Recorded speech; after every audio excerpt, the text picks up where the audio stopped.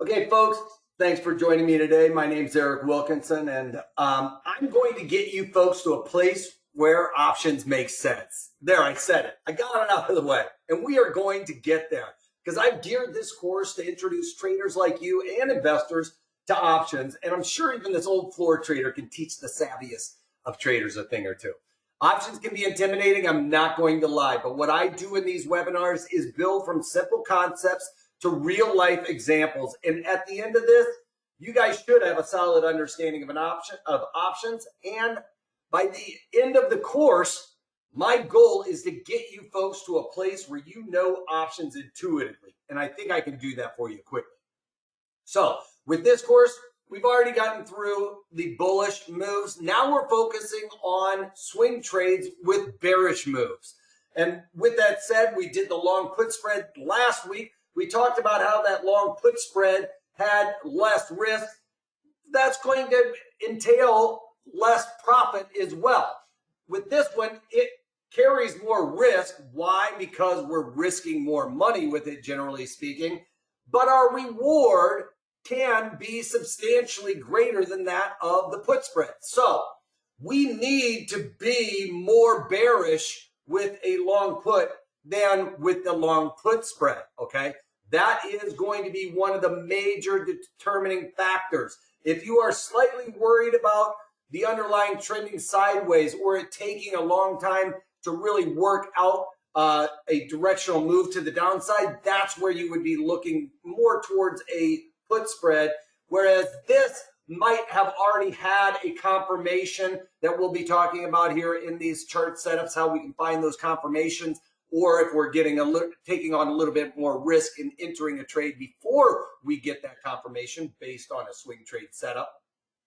You know, if you're waiting or if you go before it gets confirmed, that's another one where you would be leaning towards the put spread, a little bit less risk because you're a little bit less confident with your setup. All right, this would be something, we got a great setup, maybe a hammer doji, shooting star, whatever, at the top of a move. And we got a confirmation where we have a big red candle right behind it, giving us a signal to look for this market to start rolling over. But before we get into the long puts too much, let's talk about swing trades in general and what we're going to look for in something like a swing trade. So what is, first off, a swing trade? A swing trade, folks, is just anything that lasts longer than a day. So intraday is an intraday trade.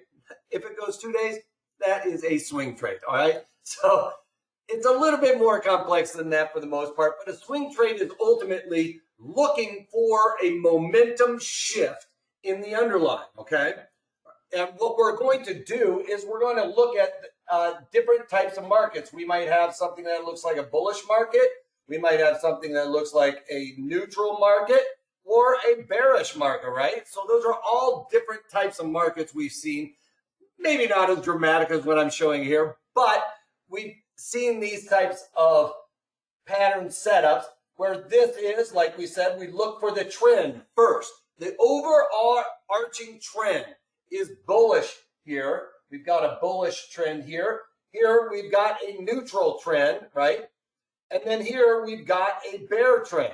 Right? So this is bearish. All right. So that is the overall trend. That's the first thing we look for when we're trying to swing trade, is get this overall momentum to the upside. Then what we're going to do is look where these peaks and valleys are on this underlying, the peak and the valleys, and we're going to try and determine where resistance on the upside is and where support is on the downside, right? By kind of drawing a line to connect those peaks and troughs along the way, because that tells us where we would have the best type of strike location. And then the third thing we look for when we're trying to swing trade, after we've gotten the overall trend, bullish trend, we found our resistance and support levels, now we look for the pattern within the trend. And we can see that we have an overall bullish pattern here with a bear pattern, or overall bullish trend with a bear pattern inside of that trend. Here we have a neutral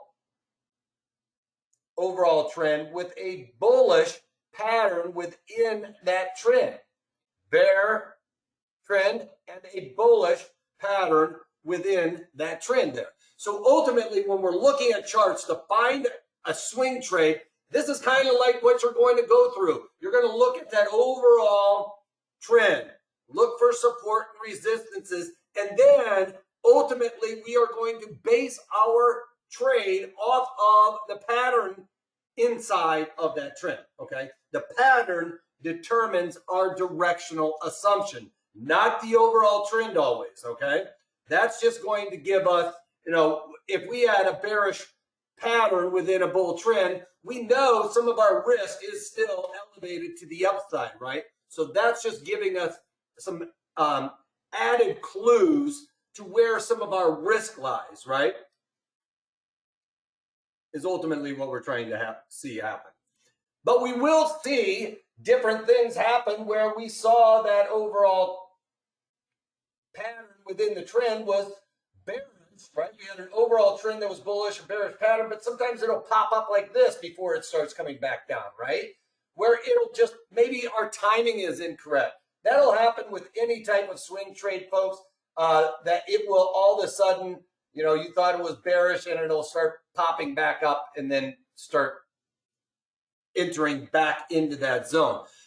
Why would we want to then trade something like this if it goes wrong? Well, more times than not, folks, it doesn't have a tendency to jump out of those ranges like every single time, but know that it will sometimes happen and it will break that pattern.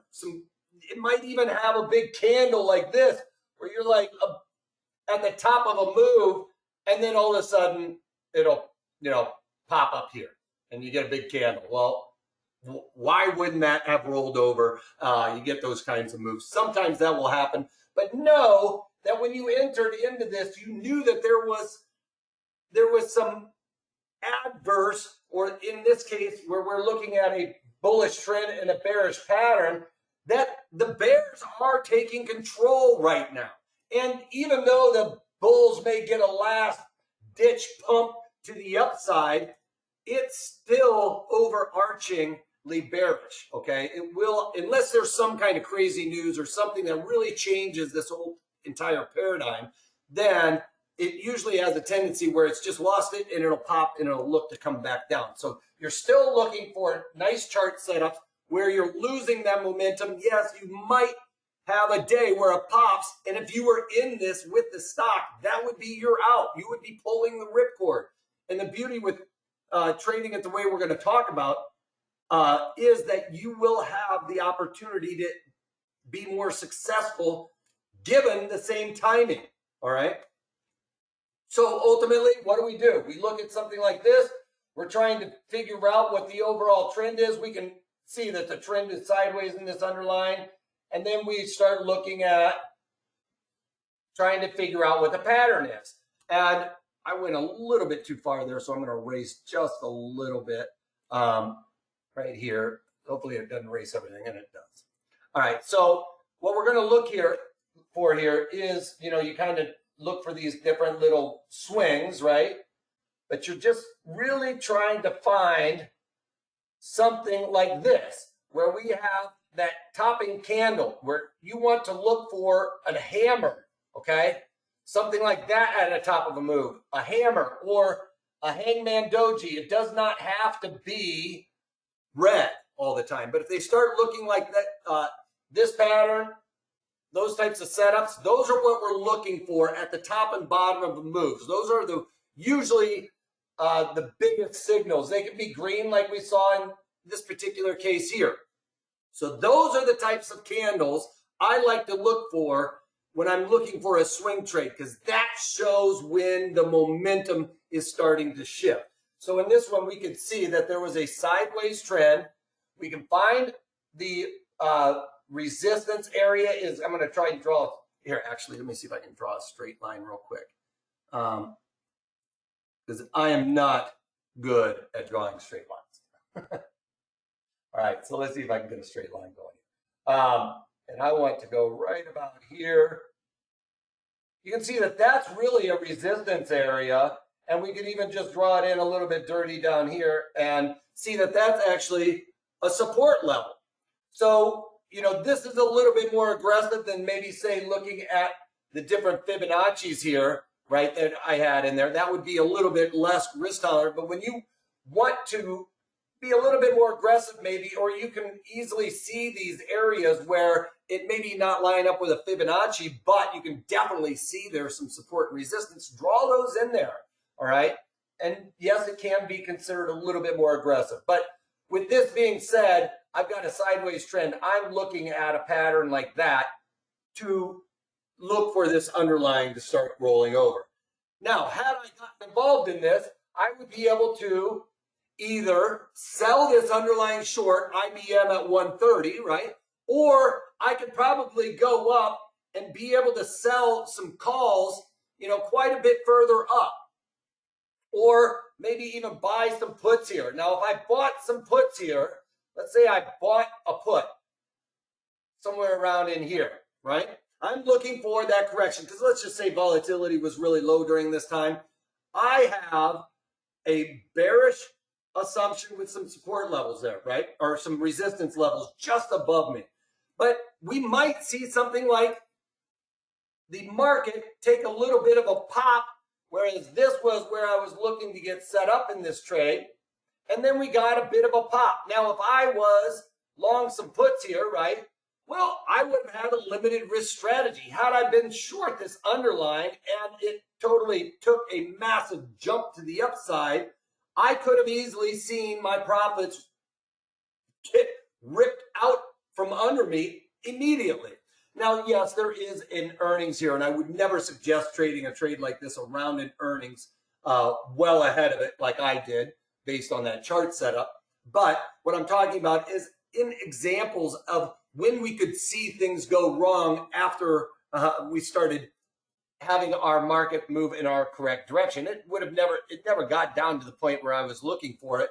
And then I got a massive pop to the upside. Well, those puts were limited risk. If you were short that underlying, that would have been a very painful lesson in why we would not want to necessarily trade short stocks. It would have totally been a devastating move for any portfolio. All right. So another situation where we have, let's just take a look at it. This example, this is more of a nearer example where I put on a trade recently during the daily market commentaries based on this type of swing trade setup. We've broken above what I would have considered the resistance, and then we can find our supports there. But this is also another area of resistance, and I've gotten that big hammer doji at the top of this move. And we can see that it was starting to lose a little bit of momentum. Nice opportunity to add some negative deltas to a portfolio. And you guys, something with this strategy or just bearish strategies in general, there's something I talk about a lot in the daily market commentaries, and that's adding negative deltas to an overall bullish portfolio.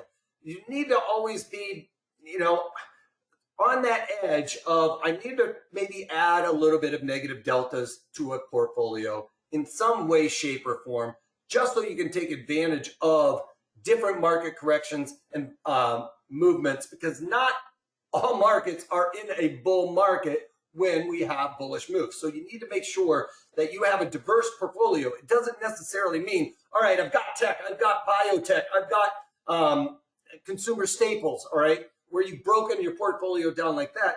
Those are generally going to be very bullish type strategies. So I always implore people to really sit back, think about adding some negative deltas to a portfolio at any given time, because it is a great way to hedge that portfolio.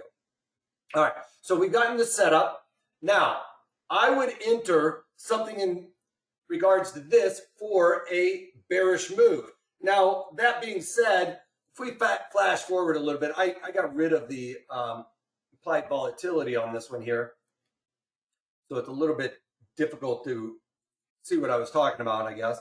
But what happened is on the 18th, which was right, I think it was right there on that little red candle, was when I entered that trade.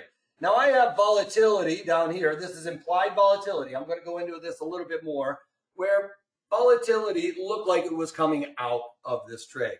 So had I entered this trade as a short position, you could see that the market absolutely went against me almost immediately, right?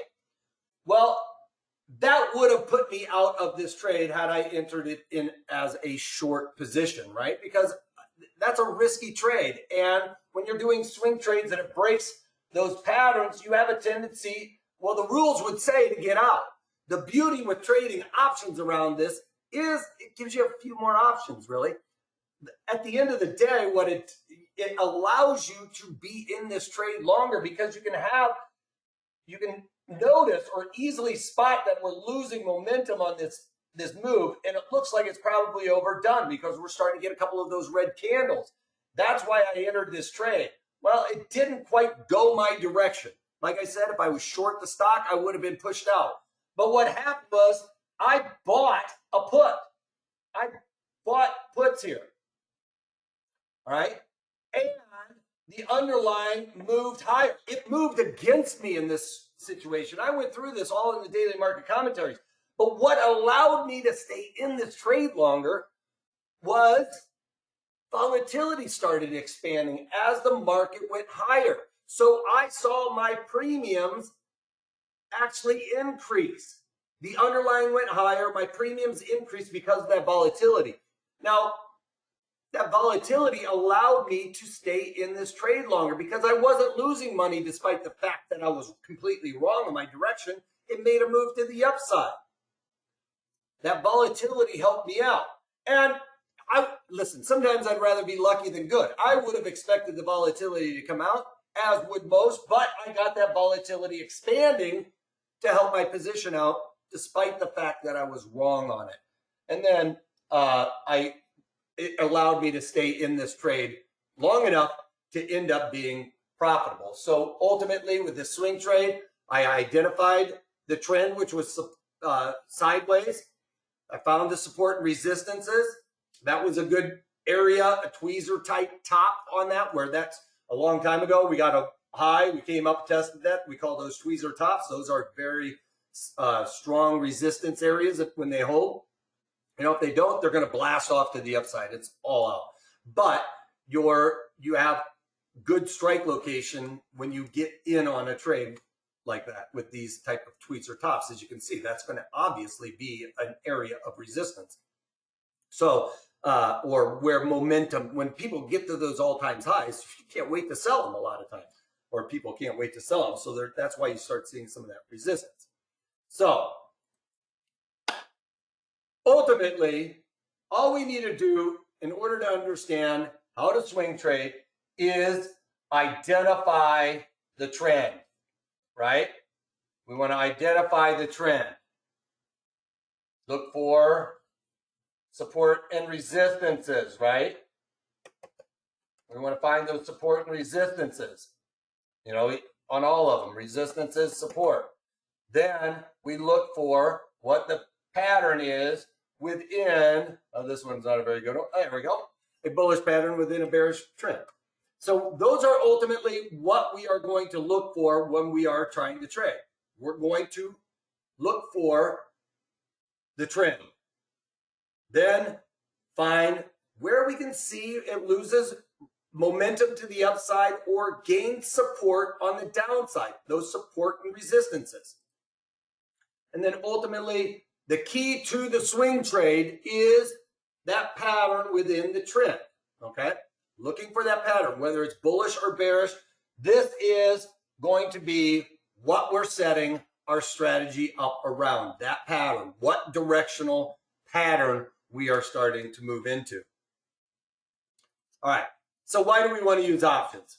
Options give us better odds, all right? You're going to have better odds with this, and I'm going to show you this exactly how we can figure out what our odds of success are on it. Also, you're going to have often, not always, less risk. especially with this one. I'm going to say often, not always. You often will have less risk. And you're going to have better strike location. Better strike location.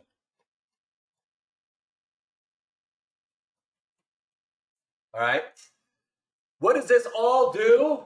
If you have better odds, less risk, and better strike location, you guys are going to be able to keep your powder dry. You're not going to be as anxious to get in and out of this. You're not going to be second guessing yourself. Why? Because you know what your odds are.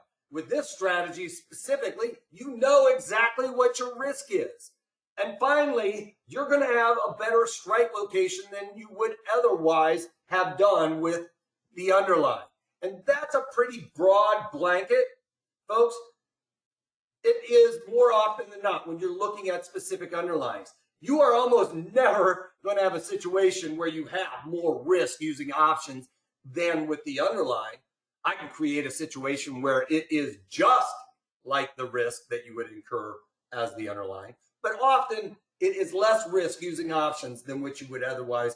And many times you can increase your probabilities of success by using options with less risk. All right. All right. Another one where we were looking at, these are just examples of how to spot different types of trends, right? We've got a sideways trend. You guys can kind of glaze your eyes and see where this loses momentum to the upside and gains support to the downside, right? Similarly, we've got a bullish pattern and looking for different setups within those types of trends. We're looking for that pattern setup. A Gilead, we already went over this. With this one, you know, when we're looking and going through the options, you know, one of my keys is to look at implied volatility here. All right, that's ultimately going to be the determining factor. So if you don't have a chart for implied volatility, we need to be able to gauge where that volatility is now in relation to where it's been in the past if we're going to be using options. That's the key. That's one of the major things that's going to help us spot different trades. Again, we got Gilead, nice trade. We did the long puts. It allowed us to stay in this trade. Obviously, when the underlying was going against me, it helped me out. We talked about that a little bit more. And then finally, that allowed me to stay in this trade longer in order to get my directional assumption to finally start working out in my favor. Now, I'm looking at this for a real life example. Now, I was looking at this, as you can see, I even had a notification to tell me when we got, if we got up there above 65 is really what I was looking for that area to have a great strike location. But you can see we've got a sideways trend going on here. I can see where the overall patterns are, or the overall support and resistances are. That's where I came up with kind of like that 65-ish area. But I started getting a pattern like right there. That a green basic hangman doji. All right. And then the next day, I felt like I got a pretty good confirmation, despite the fact that that is green. During the day, when we started seeing this market start to roll over, I thought that that was pretty solid. Today, we got that move. You know, I took this snapshot early on in the day. Later on in the day, we started seeing more weakness creeping into snaps. So with that being said, I'm looking at this underline and thinking, I've got a bearish move, right? I got a bearish pattern right here inside of a sideways trend. Now, where am I looking for? This is the support area, right? So this is kind of the area where I'm looking for. Now, if you guys watch the daily market commentary, you guys know I like to trade around points of control and the volume profile, which is this area out here on the side. Well, this is going to be what I like to call as a bullseye. That's kind of like a mark that the markets like to come to. You can also think of it as like a horseshoe and or a horseshoe magnet, where it's kind of drawing it back down. It's trying to pull it. Why? Because where volume and price has traded, that's where price has been accepted. So that is usually a place where markets like to revisit. So in this case, I'm looking for the market to start rolling over and come down to at least 53-ish area. Ultimate target of the 50 handle is kind of like what I'm looking for here. You can see 49.50. If it traded 50, I would definitely be looking to get out there for sure. All right, so I've got that set up. Why are we going to use options though? Well, first, what are options? All right, we need to talk about that. Call buyers, all right, have the right, but not the obligation to buy the stock at that strike, okay? So whatever strike you buy, that's where you have the right to buy that underlying. So for instance, if XYZ stock, let's just say XYZ is trading right now 100, all right? And if I bought the 105 calls, which is above where the underlying is trading, I have the right but not the obligation to buy XYZ at 105 if I bought the 105 calls, all right? At some time, anytime I could say to whoever sold those calls to me, you have to give me XYZ stock at the price of 105. And they will, even if it's trading 100, right? But would you really want to exercise your right to buy the underlying higher than where it currently is? No, you just go out in the open market and buy it. You have the right, but not the obligation. That means you don't have to buy it. You can just forget about it, all right? The call buyer has the right, but not the obligation to buy the stock. Well, then the put buyer has the right, but not the obligation to sell the stock. So if I bought, XYZ is trading at 100 still, and I bought the 95 puts, that's below where the underlying is trading. Do I want to sell XYZ at 95 right now? No. Not right now. I could sell it at 100. But if this underlying fell out of bed, went down to 70, and I bought the 95 puts, what does that mean? I can sell XYZ at 95 right now. Am I going to do that? Most likely. Who wouldn't want to sell it at 95 versus 70? Right? So call buyer has the right but not the obligation to buy stock. The put buyer has the right but not the obligation to sell the stock. So they can sell it if they want. Now, obviously, then the call seller has to deliver the stock, right? If the call buyer says, you have to give me that stock, the call seller has to, all right? Call seller has to. He doesn't have any say-so. If the buyer says, give me the stock, the seller has to deliver that stock at that price. And on the flip side, the seller of the put has the obligation to buy the stock, all right? Put seller has the obligation, or the right but not the obligation to sell it. That means that put buyer has the obligation to buy it at whatever price, all right? Now, the seller of the stock, the seller of the call is going to collect a premium. They're going to be paid for taking on that risk. The seller of the put is going to be paid for taking on that risk, all right?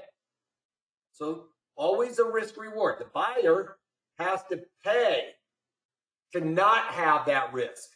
The buyer is buying insurance, all right? The seller is the insurance seller. It's your Aon, all right? It's your whatever. State Farm is all I can think of, all right? So those are the insurance sellers. They're taking on that risk. You're the insurance buyer. You don't want the risk, all right? All right. Now what we know, we can buy options or sell options, right? If we can buy calls or sell calls, when do we want to buy calls or sell calls? We already talked about a call buyer is bullish, right? Well, so is a put seller, right? A put seller is bullish. So we have to determine if we want to, buy options or sell options. And the only way to do that is we have to figure out a way to determine if my options prices are cheap or are they expensive, right? And that's pretty simple. We look at Vega. Vega is volatility. But more importantly, folks, it's implied volatility. All right? Implied volatility is Vega. Vega is volatility. Implied volatility is Vega. All right? They just name it differently right here in the option montage. Why? Because they just wanted to make it a Greek, I think. And they came up with a name that wasn't even a Greek letter. But Vega is volatility. And this determines our pricing. As volatility tells us as a definition, if volatility increases by 1 percentage point, Vega, if implied volatility increases by 1 percentage point, then our premiums increase by the corresponding Vega. So if it went up by 1 percentage point, then we would see, if it went up by 1 percentage point, 1 percentage point, all right, then our premiums would increase by the corresponding Vega, all right? And if volatility goes down, our premiums go down, because as this goes down in value, all of these premium, all this amount per 1 percentage point comes out. So if it was 10 percentage points, this would be 80 cents, right? 10 times 8 cents is 80 cents, right? So 1% would be 8 cents, 2%, 16 cents, so on and so forth for that particular strike. You have to look at the corresponding number. So are they cheap or are they expensive right now? I still haven't answered the question, but I wanted you to understand what Vega and volatility are. What we do is we look at this number right here in the options, closest to 35 days to expiration, okay? Why do we look at 35 days to expiration? That's where the most eyeballs are. That's where most people are trading right now. So we want to look at where the best pricing is. And this is usually where it's at. So we're going to look at this month for that number. And we go back. Remember I said we needed to find that little chart down at the bottom right here, implied volatility. I have it charted out because I want to see where that number is, that implied volatility, or that Vega number we saw on that last page. It's going to always be very close, maybe 1 percentage point off or so. Sometimes it really kind of depends on how close we can get to that 35 days. But this is, this is telling us our prices are very similar, right? Our implied volatility here is very similar to what it was over there. So I'm going to consider them the same. But we can see that implied volatility as a chart kind of looks like a swing trade, right? Where we can see where there are some, resistances areas and support areas where it wants to stay within this range, right? And we know that happens with volatility. Each underlying really has a pretty solid range where it likes to stay within. Tesla probably never gets as low as Snap. Well, probably it may get down to 50. But some other ones may never get up as high as 50. So when you're looking at that number, don't get 50 stuck in your head, because all it's telling you is where it is right now. And we take that point and have to determine where it's been in the past, all right? If it's at this low level, we know they're pretty cheap. When it's at these extreme highs, we know they're really expensive for that underlying. So when we zoom in on it, we can see I've kind of drawn those support and resistances, and I did this like 50-50 mark. This is kind of where we're shooting right in between at 50%. That would be like right in the middle, right? Extreme high, extreme lows. Well, what we see with implied volatility is it always wants to revert back to the mean, all right? So when it's up here, it wants to come down. When it's way below, it really wants to start creeping back higher. So we could see with this underline that if implied volatility has the range, that, we're believing that, which I wholeheartedly believe over my 25 years of trading, it does sometimes break out of those range, but then we see it find a new range, all right? So look for those if it happens, if it breaks out a little bit. But normally it's going to want to come back down to these areas. So here we can see the volatility is relatively low for this particular underlying for Snap. If you really want to dig into the details, if you're really a detail guy, you want to take the current implied volatility, that number that we were talking about, all right, and subtract it by the low, implied volatility on this chart or wherever you find it. And then we're going to take it, divide that sum by the high and the low sum. Okay? So you take those two sums. So if I'm going to like throw this out there, I'm going to look at it as being the current is 52. Sorry, that's not a very good 52. 52 minus the low, which I'm going to throw out there is 47. All right. So we take that sum and divide it by the high minus low. So basically, we're trying to get this point in time in relation to the high and the low. Okay. So the high is then 116 minus the low, which was 47. All right. So that gives me 5, right, divided by 5 divided by, I'm going to have to do the math on that. What is that? 5369. Is that right? Over 69? And then, sorry, I should have my calculator ready to go. So we're going to go 5 over divided by 69. And that's going to give us 7.25% ultimately. So basically, it's in, it's in the 7th percentile. So that's pretty darn low. All right. Therefore, I'm looking for volatility to start. I can see right now that volatility is really low for this underlying premiums. And therefore, that leads me to believe that they're cheap, right? If it's at the lower range of this chart, that tells me the premiums are pretty cheap for this underlying. And if we're doing that, if they're cheap, that means we need to be buying options, all right? Now, we've kind of figured it out. We're buying options. So I'm paying. I have limited risk. There's something I need to know, though. I have to be a good steward of capital, right? And if I'm buying something, I want it to go higher. But when you're buying options, you guys have to really start thinking about the thief. Theta. Theta is the thief in the night that's going to come and steal your premiums. It's not binary. It's not every night he comes and says, I'll take $1, I'll take $1, I'll take $1, I'll take $1. That's not what happens, folks. It's kind of like, I'll take $1. The next night, I'll take $1 and change. Next night, I'll take $2. The next night, I'm taking $2 and change. The next night, I'm taking $3. All right? So it continuously ramps up. What I'm trying to say is it's not linear. It's not equivalent like the upper dollar signs. It slowly ratchets up the closer and closer we get to expiration. Oh, I want to erase my erase. So what we see here is that the underlying slowly, theta doesn't even know you're in existence way out here. But the closer we get, and here's that 35 days to expiration. You're going to hear that a lot from me. 35 days to expiration, this is what theta does. Really aggressive, 50% drop in those premiums.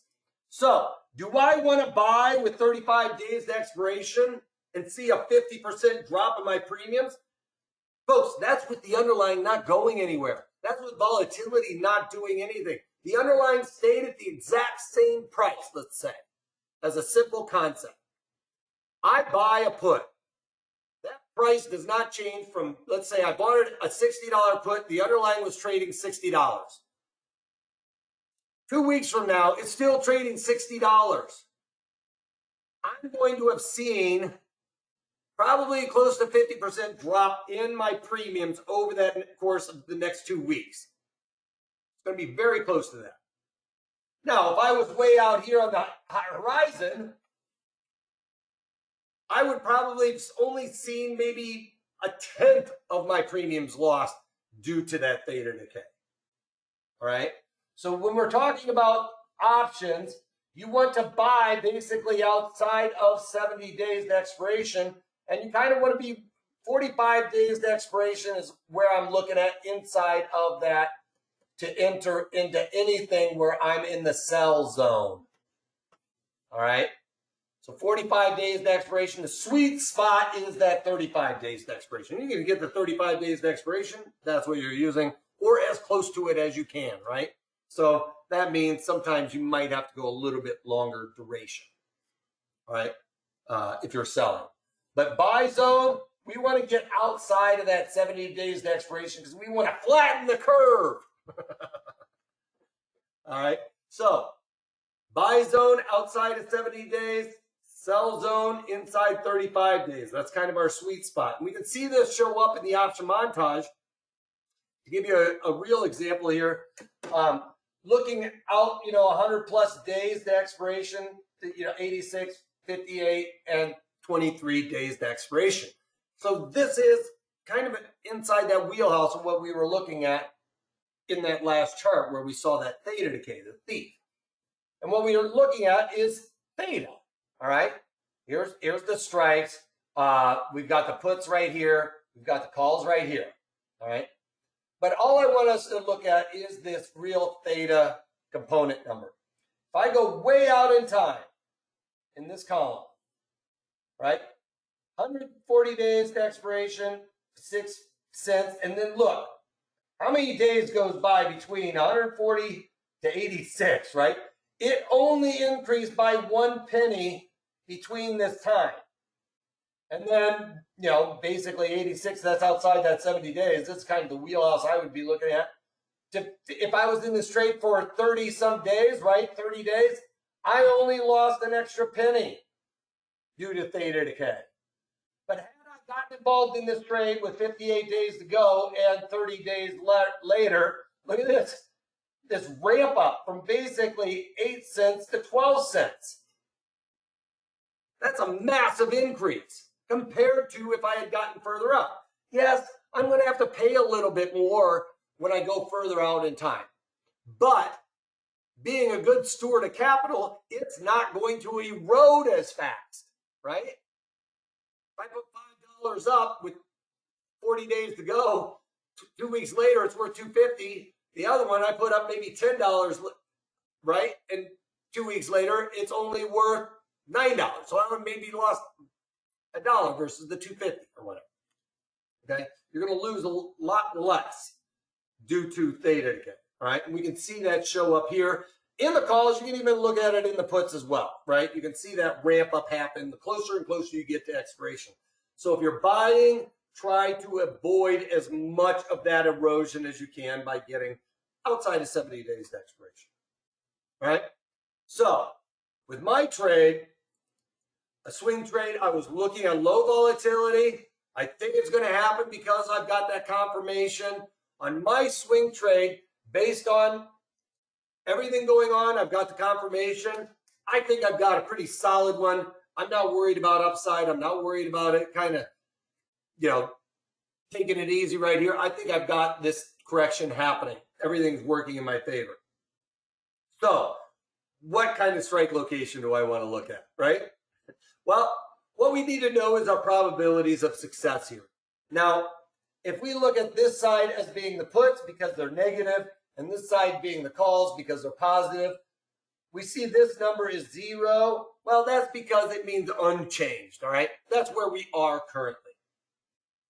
What I'm going to be looking to do is try to buy the put as close to this mark as I can, out to about a half standard deviation. So this is kind of the wheelhouse where I want to buy a put. All right. You're going to be a little bit more aggressive the closer you are. So I'd like to say right around a 45 to a 34. All right. And I say delta, and that's in the option montage. Why? Because standard deviations are really the same thing, folks, as delta. When we look at these percentages really, they're standard deviations, but when we look at options, we flip those over to being deltas. So it's really probabilities of success, right? Meaning if I bought a 34 delta, I have a 34% probability of success, meaning there is a 34% chance of all of this happening. And I know that by adding up, sorry, I messed that up. This is the 34 delta, sorry. This is a 34% chance of happening. Because if I add up the 15, the 9, the 4, the 1, the 5.1, all the way out to the very end of this curve, it's going to add up very close to 34 right here. Okay, so I'm looking right around in here about the 45 to the 34 delta. And that means that if you're really aggressive, you're going to be moving towards that 45. All right. You're going to be taking on a little less risk with the 34 delta, but you need more of you're taking less risk on the 34 delta, but you need more moving in your favor in order to be successful. All right. And another thing we used to say, that's something to know with the probabilities. We're looking at this half standard deviation move. We know that there's only a 34% probability of all of this happening, but a floor trader hack is 2 times the delta is your probability of the underlying coming down there and hitting your price. All right. Meaning if I bought the 34 delta strike, that means there is a 68% chance that the underlying will trade that strike price. Okay.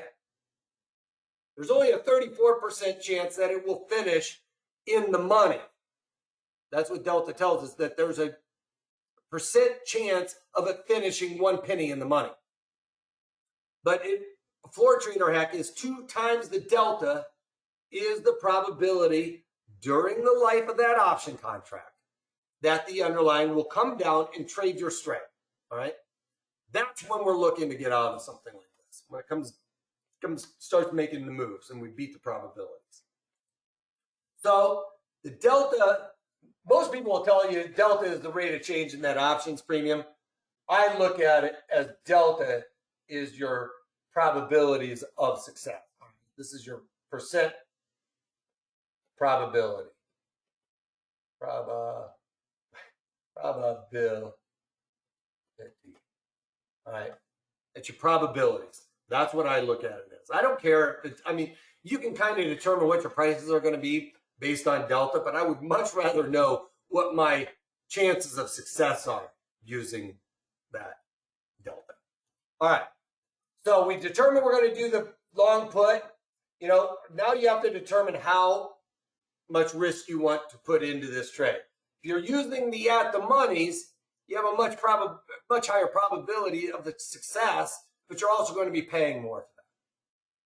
But this, if you're doing the at the money, you know, yes, it is slightly out of the money. I look at that 45 delta, and about as far out as I'm going to go out of the money is a 34 delta put. All right. So it's really ultimately up to you to determine, you know, your comfort zone with how much you want to pay versus, you know, where your strike is. You know, if you thought the underlying was going to go down there and hit that delta, then that might be the one you go to look to buy because it's a little bit less risk.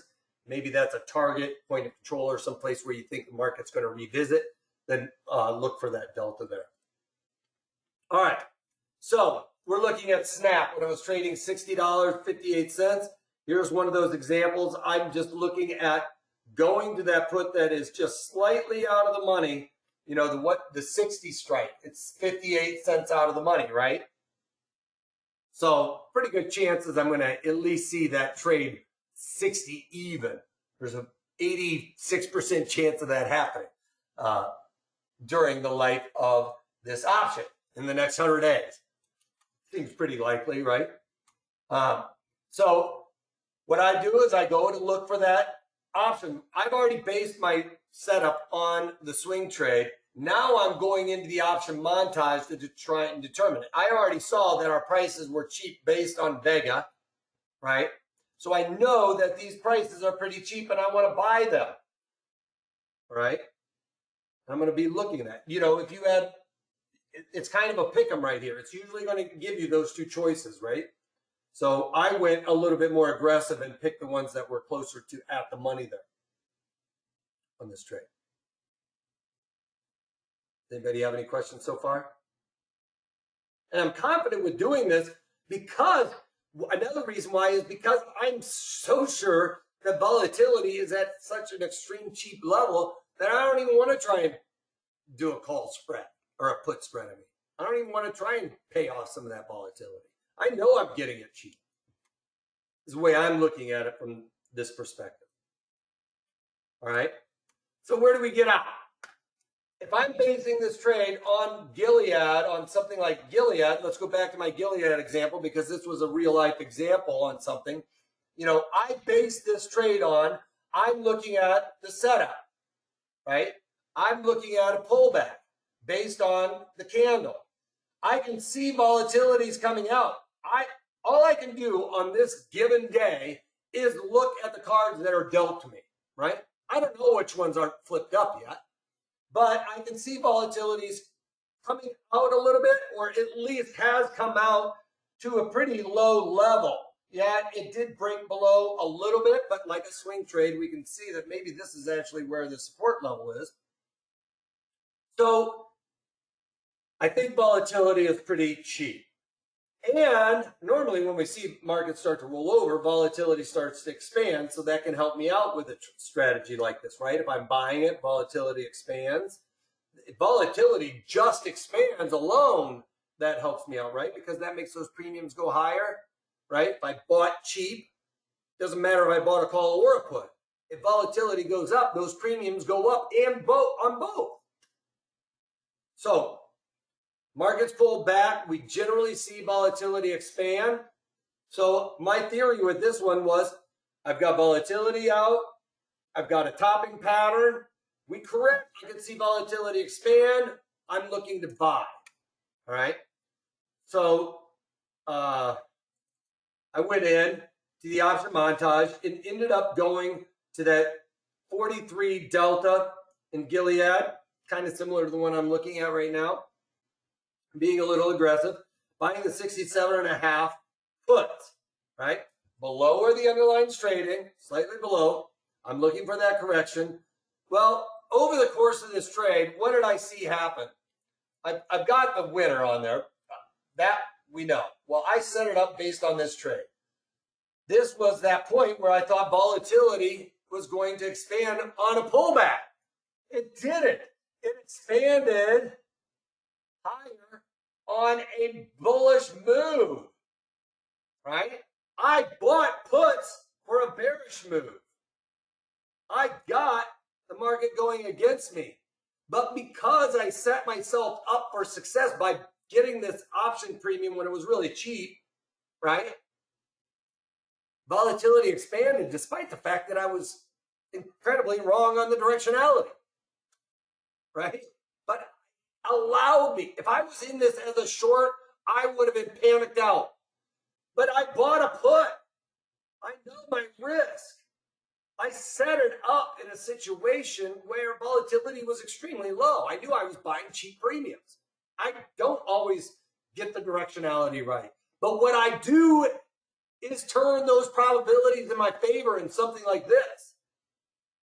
Volatility expanded, it went against me. It allowed me to stay in this trade despite it broke that pattern setup. I could still see that it was still struggling to get above this 70 mark, right? It was struggling to get above this value area high,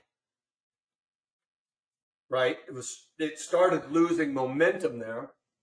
So it allowed me to stay in there. Short a stock, I would have panicked out. I'm not going to lie. I bet you just about anybody would have. But I was looking at a sideways trade here, and then I got my directional move right. Unfortunately, volatility did come out on me. So I didn't get this wasn't the best trade in the world. It was a winning trade. And I was able to stay in this trade long enough to really see the fruits of my labor, looking at the swing trade, knowing I was at a resistance, not having to panic out like most people would with a short.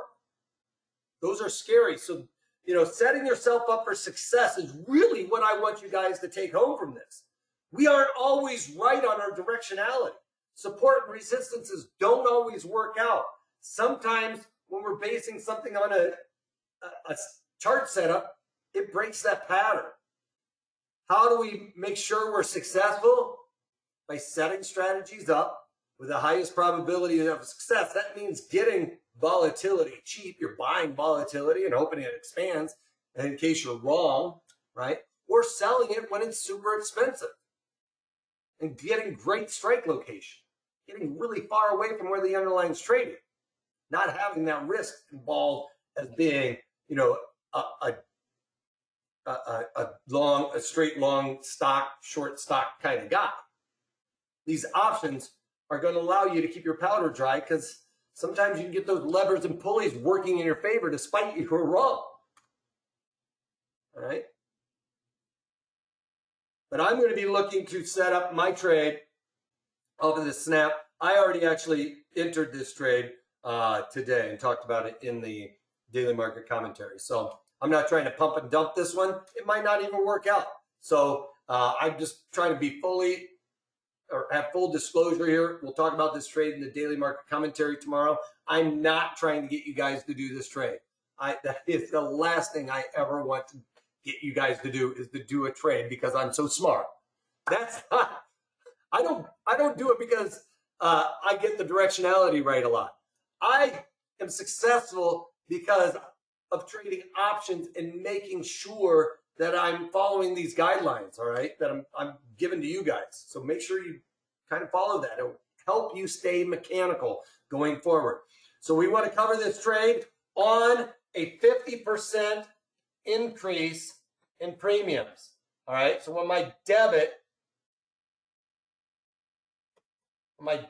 increases by 50%, that's when I'm going to be looking to get out. So in something like this, for the snap trade, this increases to around $9. That's where I'm looking to get out. We used to say on the floor, if you're looking for a double on this, meaning it goes to 12, you are a matador. Like, you are mad crazy. You are stepping in front of the fight between the bull and the bear. But anyway, so for this one, I'm going to look to get out at a 50% increase in the debit pay. All right. On the loser, I've got this defined risk strategy on. I'm probably going to ride it out. That's me. I have a higher risk tolerance. For you, I would say look at it as a 50% increase or a 50% decrease. That is your pull to ripcord moment. All right. 50% increase, you get out. 50% decrease, you're going to get out. Okay. And if you're setting these up according to these guidelines, you're going to be able to be more successful because you're going to get a lot of these levers and pulleys working in your favor. Think how long it's going to take 3 cents to whittle this thing down. 3 cents a day. It's going to give you a lot of time to be in this trade. All right. Any other questions? And lull anybody to sleep today? All right. Without any other questions, here we go. You guys are getting the options course. This is all of my over 15 hours of content, folks. This is going to be a relatively basic course, but I'm sure even savvy traders are going to be able to take things away from this, especially because I show you how to spot trades using that market profile, how we can use it to increase our probabilities of success. I show you why market profile is something very important that we should be looking at while trading, streamlining your process in order to trade those options, learning to spot when, where, and why we would use any option strategy. So make sure you guys take advantage of this because there's all kinds of stuff in there, even some fun stuff on like gamma and the history of options. So it's not just all hardcore, get your pencil and paper out there. There's some fun ones in there. I try and mix it up a little bit, give you a little bit of your brain a little bit of a rest. All right.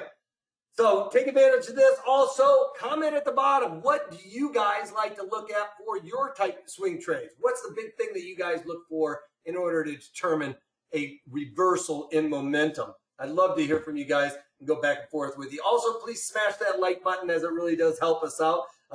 And finally, here's what you're going to get if you click on that link that I have over there in the chat window. If you're watching this on tape delay, you're going to have to type it into your URL. But those of you that are watching this live, you get a hot link over there in the chat window. All right. So finally, I just want to thank you guys all for visiting today. Later webinars, I'll drill down on different option components, when, where, and why I find those appropriate. If you have any questions, comments, or anything else, reach out to us at 310-598-6677 or trading@protraderstrategies.com. Like I said, there's the disclaimer. If you're watching this on tape delay, I'm going to need you to pause it, read over it, and for you fast readers, you can swing through that relatively quickly. All right, there you go. There's the link. That's all I got for you guys. Thanks for being here, and please smash that like button or take that. Bye for now. Take it easy.